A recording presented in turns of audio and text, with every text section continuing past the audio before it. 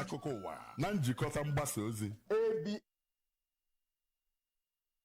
ndebe anyị nwunye gọvanọ anyị bụ Oriakụ Soludo ekwugo na ya bụ atụmatụ ahụike Healthy Living with Nonye Soludo burukwa ya wee gaa n'ebe ndị dị otu afọ efe ala nna anyị nọ.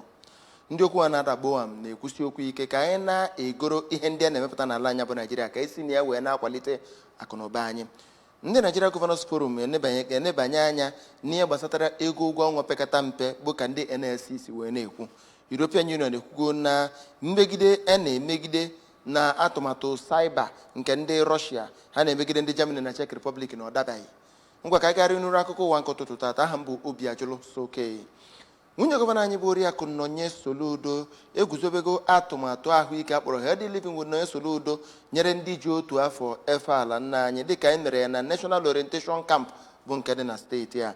Nwunye gọvanọ anyị mere ka mata nke ọ gara ịga hụ ndị nọ na batch A ndị ji otu afọ efe ala nna ha na NYSC Permanent Orientation Camp na mba ukwu ụmụ awụlụ na Kasụl Ọka South. O mere ka amata na ya bụ atụmatụ Healthy Living bụ nke etosiri ka onye ọbụla mara maka ya. O mere ka amata na ndị dị otu afọ efe ala nna ha dị 1,700 n'ọnụọgụ nọnụ. Na Oriakụ Soludo kwuru na amụma ahụike anụnwa bụ maka onye ọbụla n'ime ha ma ha ga na-amụta ihe were ya wee na-abara onwe ha uru. Onye gọvanọ anyị guzobere Pad Bank n'ebe ahụ ma bụ nke malitere usoro ọhụrụ na atụmatụ a bụ nke gasagoro na ụlọ akwụkwọ sekọndịrị dị 400 n'ọnụọgụ na Anambra steeti. Oge ọ na-anabata nwunye gọvanọ anyị bụ kọmishọna na-ahụ maka ahụike Dr. Afamobidike mere ka mata na ọ dị mkpa nne na oche onye ọbụla ga na-adị ya banyere atụmatụ ahụike bụ ndị ejigasị n'aka ma na-enye nkwado maka ya. Anambra steeti kọdinetọ NYSC Oriakụ Blessing Iruma mere ka mata na ọ dị mkpa nne na-ebi ndụ ahụike dị mma ọkachasị ndị ji otu afọ efe ala nna ha ma mee ka mata na iguzobe ya bụ atụmatụ a ga-enyere aka mana ugbu a ma n'ọdịnihu. Dịka a na-akwadosi ike maka mmemme ọpụta ndị a ga-eme n'ọdịnihu na Nigeria, Peering Advocacy and Advancement Center in Africa achịkọbago ọgbakọ otu ụbọchị maka obodo dị iche iche banyere usoro na-eso maka mmemme nhọpụta. Ya bụ ọgbakọ anụnwa bụ nke e nwere n'Ọka. Ndị sonyere ya bụ ndị nnọchite anya si na Civil Society Organization, Ọhaneze Ndị Igbo, Anambra State Association of Town Union Asatọ na ndị nta akụkọ. Kwenye na Igbo ọgụ bụ onye nta akụkọ anyị wetara anyị akụkọ.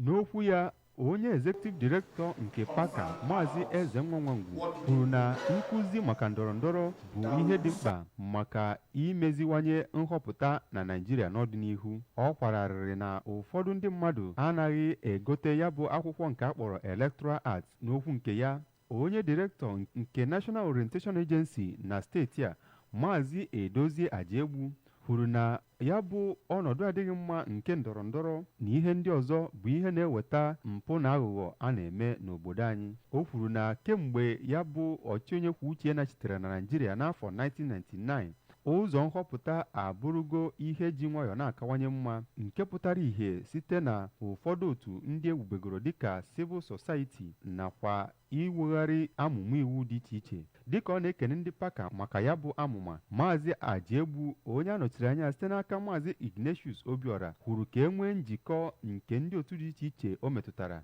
iji wee kwalite ọnọdụ ndọrọndọrọ nakwa ọchịchị onye kwuo uche ya na Naịjirịa. Onye bụbu kọmishọna ahụ maka ụmụ nwaanyị na Anambra steeti Dọkịnta Ego Uzezie kwuru na ọ bụ ihe mwute na iwu Naịjirịa kwadoro ụmụ nwaanyị isonye wee na-azọ ọkwa ọchịchị, mana nke a bụ ihe ederede, ọ bụghị ihe a na-emepụta. Ọ na-ekwu okwu etu a ga-esi mee ka ndị ntorobịa na-esonye n'ọnọdụ ndọrọndọrọ. Onye President General nke Asatọ Youth Wing Comrade Ken Okoli nakwa onye nke ọzọ bụ Maazị Israel Oji kwuru na ndị ọrụ Independent Electoral Commission bụ INEC ga-eme ka ndị ntorobịa kwenye n'ọrụ ha na-arụ site n'ime ndọrọndọrọ nakwa nhọpụta ghe anya oghe, ịkparịta ụka nakwa ihe ndị ọzọ bụ ihe mere na ya bụ mmemme. Ọ gwago ụmụafọ Naijiria ka anyị na-akwado ma na-egoro ihe ndị a na-emepụta n'ala anyị iji wee na-akwalite akụ na ụba. N'okwu ya n'Ọka, Vice President Ọhaneze Ndị Igbo Worldwide Chief Damian Okeke Okene kwuru na nke a ga-enyere aka kwalite ọnọdụ akụ na ụba anyị. Paul Ezeoke wetara anyị akụkọ. Okene kwuru na ịkwado ihe ndị emepụtara na obodo Naịjirịa bụ nke ga-enyere aka kwalite ego naira, mekwa ka awụnyite ụlọ mmepụta dị iche iche. O kwuru na n'imepụta ihe n'ime obodo naanị otu obodo a ga-esi gaa n'iru imewe onye ọfụma n'ebe o metụtara ọnọdụ akụnụba. Chief Okeke Ogene kenere Gọvanọ Chukwuma Soludo maka ịkwalite amụma ị na-etinye akụrụngwa anyị mepụtara na be anyị n'ọrụ. O chetakwara ndị gọvanọ ndị South East na ọ dị mkpa ka ejikọ aka ọnụ na mbọ a na-agba iji wee hụ na edoziri gburugburu anyị ka ọ dị mma. Dị ka ọ na-ekwukwa okwu, onye ndu obodo bụ Chief Christopher Ofonedu kpọrọ oku ka e nwee mwunye akụ n'ebe o metụtara mmepụta iji wee kwanyite mbugo n'elu nke steeti Anambra nakwa South East. ndị isi oche nchọrọ oge kansụl Dunukọfịa na kansụl nchịkọ Maazị Augustine Onyemobi na Chief Clem Agụiyi ekwuo na ọ bụ asị ka ọ bụ akụkọ a na-akọ n'ebe dị iche iche na narị kwuru narị ndị Fulani na-achị efi busi ngwa ọgụ nọrọcha n'ime ọhịa dị na mpaghara zone 13 na ukpo na kansụl Dunukọfịa. Mmadụ na-aba kwuru na ọ bụ asị ka ọ bụ ma mee ka mmata na-enweghị ọgbakọ ha ndị ọrụ nchekwa ndị si na kansụl abụọ ndị anụwa ma ndị isi oche ha ma ndị President General ukpo ukwulu na ọgụ Enugu Agidi na ndị isi ọrụ nchekwa vigilante n'obodo ndị a. Chukwuemeka Modelem kpatara anyị aka. Mgbe ha gara na ya bụ ebe ekwuru na ndị Fulani bi ma na-akpazikwa ike, ha chọpụtara na enweghị ndị Fulani bi ebe ahụ. Mgbe ha kpagharịchara n'ime ọhịa niile dị ebe ahụ, ha hụkwara ụmụ nwaanyị ndị na-akọ ugbo ebe ahụ ndị kwuru na aha ha bụ Mercy Machie, Benedict John na Evelyn, ebe ha na-ewere ihe ha kọrọ n'ugbo. Ndị kwukwara na ndị Fulani anọghị ebe ahụ na kamgbe ha jikwa na-arụ ọrụ ebe ahụ ha ahụbeghị ha. Mgbe ọ na-agwa ndị nta akụkọ okwu ka ha gachara ebe ahụ, onye isi oche okpuru ọchịchị kansụl Nchịkọka bụ Maazị Clems Agụiyi kọwara ya bụ akụkọ dịka nnukwu asị bụ nke ndị mmadụ mere iji wee mebie aha ụfọdụ ndị mmadụ ya nakwa ụfọdụ otu nke dị na okpuru ọchịchị kansụl Njikọka na Dunukọfịa ma gwa ha ka ha si n'ụdị ajọ omume ahụ pụta n'ime ya. Ọ yọkwazịrị ndị Dunukọfịa na Njikọka ka ha gaa n'ihu na-azụ ahịa ha na-enweghị egwu ọbụla maka na gọọmenti steeti a ga na-enye ha nchekwa bụ ịgba mgbe ọbụla ha chọrọ ya ma meekwa ka ebe ha na-azụ ahịa bụrụ ebe e nwere ezi nchekwa. Ọ gara n'ihu wee mee ka amara na ha ekpebiela na ha ga na-enwe mmekọrịta gbasara nchekwa ndị mmadụ ndị na-azụ ahịa ma birikwa na okpuru ọchịchị kansụl Njikọka na Dunukọfịa iji hụ na ụdị ihe ahụ agaghị emenata n'ebe ahụ ma hụkwa na ndị na-azụ ahịa na ndị bikwa ebe ahụ na-azụ ya n'udo na-enweghị nsogbu ọbụla. N'okwu nke ya, onye isi okpuru ọchịchị kansụl Dunukọfịa bụ Maazị Onyemobi kwekwazịrị ndị Dunukọfịa nkwa na ha na-agbasi mbọ ike na-emekwa ihe ọbụla ha kwesịrị ka ha mee iji hụ na ya bụ lokal gọọmenti nwere ezi nchekwa ma bụrụkwa ebe ndị Fulani na-agaghị ebi were mee ihe ọbụla. Ma kelekwa aka na-achị steeti a bụ Ọkammụta Chukwuma Soludo maka mbọ niile ọ na-agba iji hụ na e nwere ezi nchekwa ndụ na akụnụba na steeti a. N'aka nke ya, onye ji ọkwa President General nke ukpo bụ Maazị Uchenna Ezewulu kọwapụtara otu o siri wute ya ebe ndị mmadụ ga na-agagharị na-asị asị gbasara ihe na-emeghị ma gwa ndị na-eme ụdị ihe ahụ ka ha si na ya were pụta. Ọ gwakwazịrị ndị ukpo ma ndị bikwa na ya na-azụ ahịa ebe ahụ ka ha na-aga n'ihu na-azụ ahịa ha n'ihi na gọọmenti steeti a ka na-enye ha ezi nchekwa. Site n'ukpo, abụ m Chukwuemeka Modelem.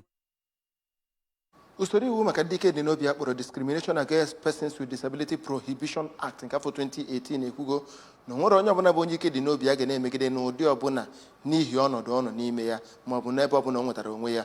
Maka o si na adị a na-enwe mkpesa na-ekpesa banyere na ụfọdụ ndị ji ụgbọelu akpa ego na Naịjirịa na-emegide ndị ike dị n'obi site n'ọlụ ha na-alụ ma ha na-eme njem bụ ndị ike dị n'obi. Ekwe ya jide wetara anyị akụkọ. Onye isi oche kọmishọn ndị ọrụ si na Anambra steeti Barrister Chukwuka Ezewuzie, onye kwara arịrị maka ajọ omume otu na ndị ụgbọelu a mesoro ya n'ihi na ọ dịghị ahụsị ụzọ ọfụma, kpọkụrụ minista nke ụgbọelu Barrister Festus Keyamo ka ọ gwa ndị nwere ụgbọelu na Naịjirịa ka ha na-eme ihe iwu kwuru dịka ọ dị n'akwụkwọ iwu nke ndị otu ụgbọelu mba ụwa IATA. Iwu kwuru na ndị ọrụsị nwere ikike ime njem n'ụgbọelu ma wepụrụ ha ọgbata uhie niile. Barrister Ezewuzie, onye kwuru nke a na Abuja oge ya na ndị nta akụkọ na-akparịta ụka n'aha ndị ọrụsị dị nde 35 ndị Naịjirịa ndị dabagoro n'ịkpa oke n'ihi ọrụsị ha, kwuru na mmadụ niile nke gụnyere ndị ọrụsị kwesịrị ime njem ụgbọelu na-enweghị nsogbu ọbụla. Ọ kọrọ akụkọ etu esiri gbahapụ ya ma nnayapụ ya ohere ime njem ụgbọelu na-aga Enugu n'ihi na ya enweghị ike ịkwụ ụgwọ ọzọ maka onye ndu afọ 3 gara aga. O kwuru na agbanyeghị akwụkwọ mkpesa ma nkwupụta ọnụ ya nye ndị omeiwu nnọchiteanya nke etiti, kọmitii na-ahụ maka ndị ọrụsị na nkwupụta etu ndị ụgbọelu si emegbu ndị ọrụsị, enwebeghị ihe ọbụla nwere isi. Onye isi oche kọmishọn ndị ọrụsị a na Anambra gụpụtara ọtụtụ ihe ịtụ aro inyere ụgbọelu aka, nke gụnyere iwepụta ndị enyemaka pụrụ iche, imezi ihe mebiri emebi na ọtụtụ ndị ọzọga. Site na Abuja, Princess Ekwi Ajide, akụkọ ụwa ABS. ndị aka na-achị steeti niile n'ala anya bụ Naijiria n'okpuru otu akpọrọ Nigeria Governors Forum emego ka amata na na-enebanye anya banyere ụgwọ ọnwa pekata mpe nke tụsịrị ịdị na-akwụzi ndị ọrụ bekee n'ihi ajọ ọnọdụ nke akụ na ụba. nke a pụtara ihe dịka ndị NLC Nigeria Labour Congress na-enye nkọwa banyere na ego etosiri ịdị na-enye dịka opekata mpe bụ Naira 615 dịka ụgwọ ọnwa opekata mpe, ma mee ka amata na nke anụ a bụ otu ihe si afịazi arụ. ndị aka na-achị steeti ndị a kwuru na ha jikwa ndị ọrụ bekee anya isi ma na-ekele ha maka adịmuchu n'ọrụ ha, ma ha na gọọmenti etiti na ndị na-ahụ maka ndị ọrụ bekee na ndị nke onwe na ndị okwu ha na-adagbu ha ga-akpa alụ mara ihe mere maka ịmara ihe kacha mma dịka ihe gbasatara ụgwọ ọnwa opekata mpe ga na-akwụ ndị ọrụ bekee. ndị European Union na ndị NATO ekwu na ọba asị na ndị Russia na-ebu agha saiba megide ndị Germany na ndị Czech Republic. na ikwu okwu banyere nke a, ndị NATO akpọgo nyere ndị Moscow ka agakwa n'irube isi na ntụziaka e nyere n'ala anya bụ Naijiria, ma mee ka amata na nke a abụrụzi nke ịdị na-esi na atụmatụ dị etu a wee na-eyi ndị mmadụ egwu. na-eme ka amata na Germany na ndị APT28 na-ebo ebubo na mmasịkọrịta ozi email banyere agwa a na-akpaso ndị Social Democratic Parties SPD maka iwere ọnọdụ dịka o si wee gbatakwuru na obodo ndị a.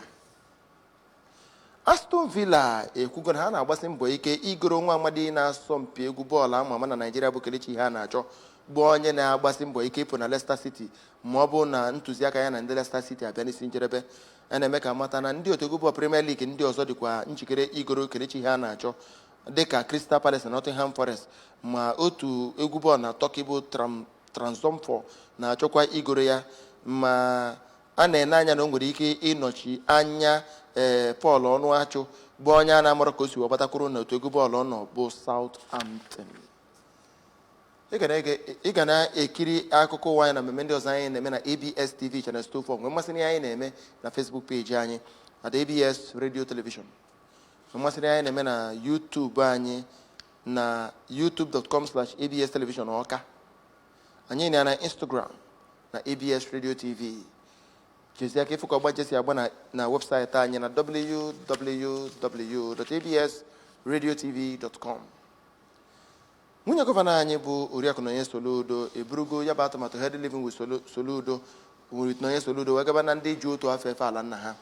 ndị okwu ha na-adagbo ha ma bụrụgo ndị a gwara ka anyị na-egoro ihe ndị a na-emepụta n'ala anyị ka anyị wee kwalite akụrụba anyị.